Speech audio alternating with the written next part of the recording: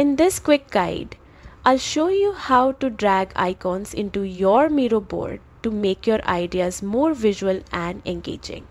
Whether you're designing a presentation or mapping out a project, icons are a great way to add clarity and style. Start by looking at the left toolbar in your Miro workspace. This is where all your creative tools live. At the bottom, click the plus symbol, also known as More Apps.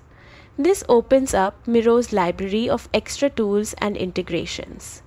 From here, scroll through the options and select Images and Icons. Once you open it, you'll see the Icon Finder tab, a powerful library where you can search thousands of icons.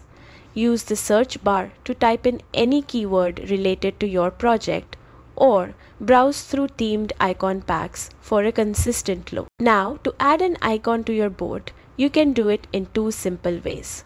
The first is to click on an icon, then click again on your board to place it exactly where you want.